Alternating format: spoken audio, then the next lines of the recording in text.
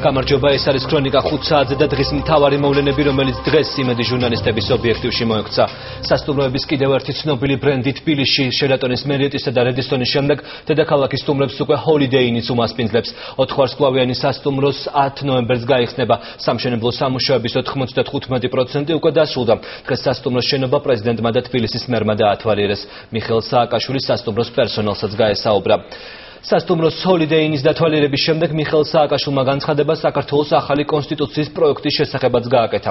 ლაშა მიქაძემ ჩაწერა პრეზიდენტთან კომენტარი და ახლა პირდაპირ ეთერში გვერდება. ლაშა, რას ეცხადებს ქვეყნის პირველი პირი?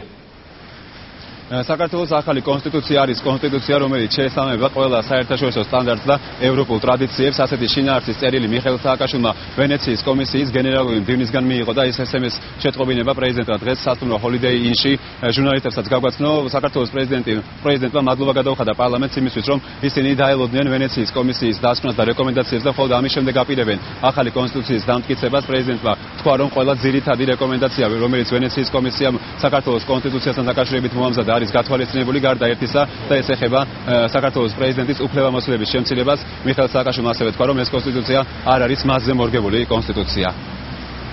ვფიქრობ, პარლამენტი მოიქცა აბსოლუტურად ზუსტად და სწორად, რომ მიუხედავად იმისა, რომ არაფერი არ გავალდებულებდა და ბევრი ქვეყანა შეიძლება არც უგდებს არავის რჩევას ყურს, როცა საქმე ეხება ფუნდამენტურ კანონს, იმის გამო, რომ საქართველოს ამდენი ყავს ჩასაფრებული ქვეყნის გარეთ და ასევე უბრალოდ არაკეთილ ინდისიერი ხალხი ქვეყნის შიგნით ამას გამოიყენებდა, მაინც დაელოდა საბოლოო დასკვნას საკონსულტაციო ვენეციის კომისიის იმასთან დაკავშირებით, როგორ უნდა ყოფილიყო ეს კონსტიტუცია.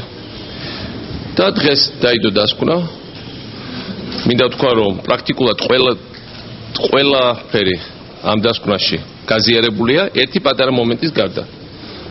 დასკვნის თანახმად ჩვენ პარლამენტს უფრო მეტად უნდა შეემცირებინა პრეზიდენტის უფლებები და პარლამენტმა თქვა, რომ ამ სიტუაციაში, როცა ქვეყანა არის ამდენი გამოწვევის წინაშე, პრეზიდენტის უფლებების ძალიანად ნიველირება, როგორც ისე უმეტეს ევროპულ ქვეყნებში, არის გამორიცხული. მაგრამ ესეც ზუსტად კლავს იმ ხალხის არგუმენტებს, რომელიც იძახის, რომ ეს კონსტიტუცია ვიღაც მოარგეს. ამ შემთხვევაში პირდაპირ თქვა, რომ თითქოს მე მომარგეს კონსტიტუცია პარლამენტმა. იმიტომ რომ თუ მე მომარგეს პრეზიდენტის უფლებების ნაწილში რატო არ დავეთანხმეთ კომისიას და თუ არ მომარგეს, მაშინ ყველა დანარჩენ ნაწილში დავეთანხმეთ, ესე იგი ნიშნავს, რომ პარლამენტის როლი მთავრობის ფორმირებაში გაძლიერდა. თავი რაღაცა რეკომენდაცია და ევროპული პრინციპი გაზიარებულია. აწი მთავრობას დააკომპლექტებს არა ერთპიროვნულად პრეზიდენტი, რომელიც 5 წელი გარანტირებულია და რასაც უნდა როგორც უნდა შეცვლის, როგორც უნდა გადააჯგუფოს სამთავრობას, არამედ პარლამენტი, რომელიც იქნება ხალხის მიერ არჩეული, ესე იგი ბევრად უფრო ანგარიშვალდებული პარლამენტი ყოველდღიურად ამორჩეულის წინაშე და მთავრობა ბევრად უფრო ანგარიშვალდებული, ყოველდღიური ანგარიშვალდებულების რეჟიმში მომუშავე პარლამენტის წინაშე.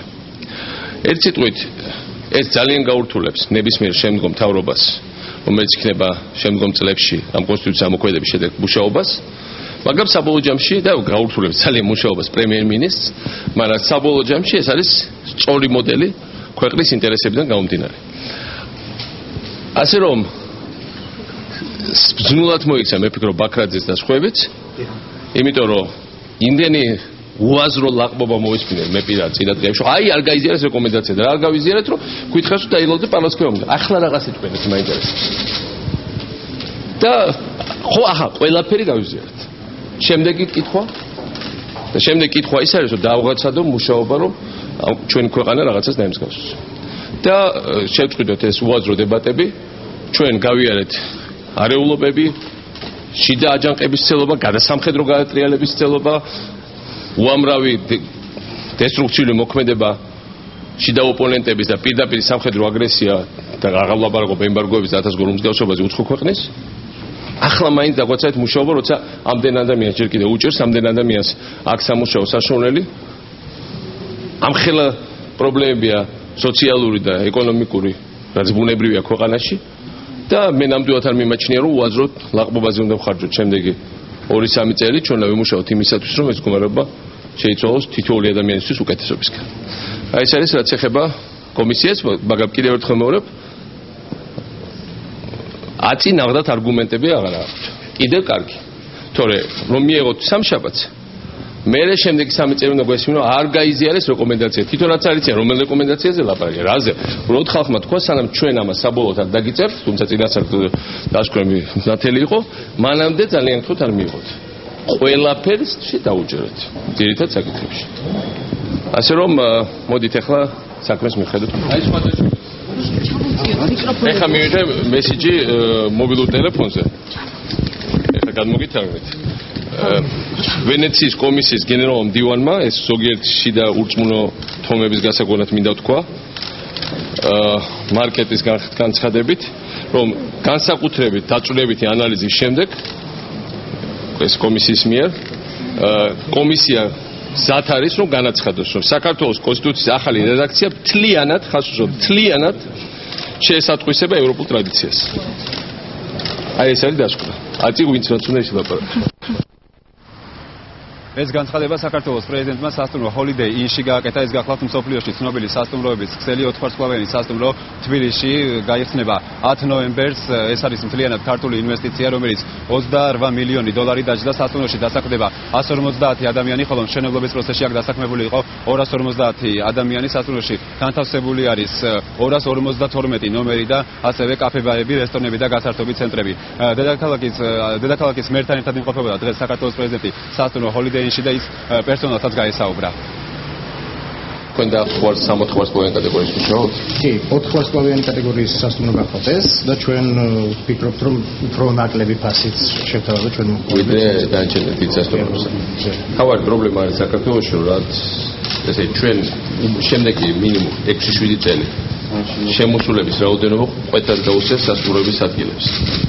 და ამიტომ რამდენი ახალი სასტუმროც არ უნდა გახსნას, მაინც ვერ დაეწევა ჩამოსულების რაოდენობას, მაგრამ აქ საფრთხე რაც არის, რომ ეს დის ფასებს. და თქვათ ჩვეულებრივ თბილისელების მარტო ის არის ჩამოვიდათ სტუმრები, ხო?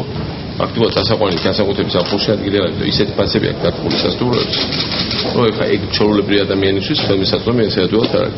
ამიტომ არის ხალხი ვიციღებს იმაზე რომ მოდი მაქსიმალურად წავგრიჯოთ და ცოტა შევსება გქონდეს, მაგრამ არის ხალხი მოდი მთლიანად შევასოთ და შედარებით დაბალი ფასები და მე ვფიქრობ რაც პრომენტი მოქცევა ექნება ძელვადიანად კარგია.